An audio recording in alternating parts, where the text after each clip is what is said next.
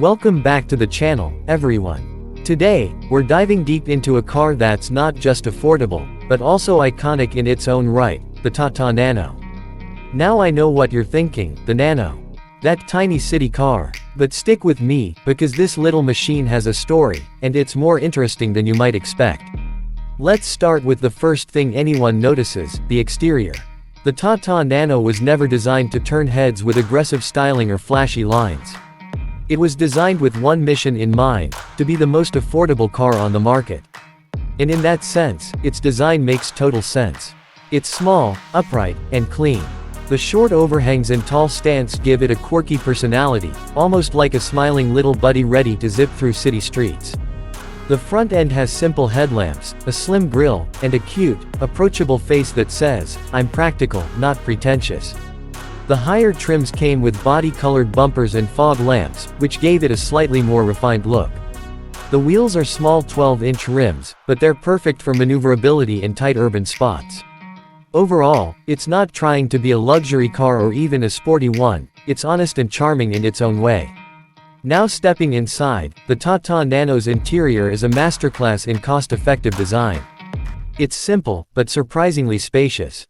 Thanks to its tall roofline and clever packaging, the Nano offers more headroom and legroom than you'd expect from such a compact car. You can actually fit 4 adults inside without feeling cramped, something many similarly priced two-wheelers can't say. The dashboard is basic but functional. The centrally mounted instrument cluster might feel a bit odd at first, but you get used to it quickly. Earlier models had very minimal features, no power steering, no air conditioning, but the later trims, like the Nano Twist, added some comfort touches like power windows and even Bluetooth stereo options. The seats are thin, yet comfortable enough for city commutes. Storage space is modest, with a small glove box and some door pockets, but again, it's not meant to be a long-distance cruiser. Even the boot space, though initially only accessible from inside the cabin in early models, was improved in the GenX Nano, which introduced a proper hatch opening. When it comes to performance, let's manage expectations. The Tata Nano was never built for speed or highway dominance. Under the hood, it houses a tiny 624cc two-cylinder petrol engine that produces about 37 horsepower. That's right, 37 horses. But when the whole car weighs less than 650 kilograms, that modest output actually gets the job done for city driving. The car is peppy at low speeds, light on its feet, and easy to maneuver through traffic. You won't be winning any drag races, but you will be saving a ton on fuel. Mileage is one of Nano's strongest suits. It offers an impressive 20 to 25 kilometers per liter depending on the variant and driving conditions. It also came with both manual and AMT options in later versions. The automatic version, dubbed the GenX Nano Easy Shift, made it even more convenient for daily use. Suspension is basic but does a decent job soaking up minor potholes. On highways, though, the Nano starts to feel a bit out of its comfort zone. It's happiest in urban environments, where agility and compact size matter more than top speed or high-speed stability.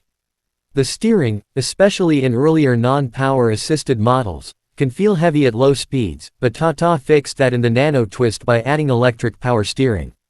Now let's talk pricing. When it was first launched in 2008, the Tata Nano made headlines globally as the world's cheapest car, with an introductory price of just 1 lakh rupees, that's roughly $2,000 at the time. Of course, real-world pricing ended up being slightly higher depending on the variant and taxes, but it was still incredibly affordable. Over the years, the price crept up a bit with added features and improved versions, but it still remained one of the most budget-friendly options for anyone looking to upgrade from a scooter or bike to a full-fledged car. By the time the GenX Nano came around in 2015, prices ranged from 2.3 lakh rupees to around 3.5 lakh rupees, depending on the variant and transmission. Even in today's used car market, the Nano can be found for as low as 60,000 rupees to 1.5 lakh rupees, making it a solid choice for first-time car buyers, students, or anyone needing an ultra-low-cost runabout. But affordability wasn't the only message. The Nano also symbolized innovation, proof that a homegrown Indian company could shake up the auto industry with a truly original product. Sure, it wasn't perfect. Safety was limited. Sales didn't meet expectations. And yes, it was unfairly labeled a cheap car by some, which hurt its image. But from an engineering and cost efficiency perspective, the Nano was ahead of its time. Tata Motors took a big risk with it, and that boldness deserves respect. So, who's the Nano really for today? It's perfect for city dwellers looking for an affordable, easy-to-park, fuel-efficient commuter. It's not a luxury car, and it doesn't pretend to be. But if you need reliable mobility at a fraction of the cost, the Nano still holds its own. And for collectors or auto enthusiasts, it's a piece of automotive history, a car that tried to change the world in its own small, humble way. Thanks for watching. If you enjoyed this review, give us a like and don't forget to subscribe for more honest, in-depth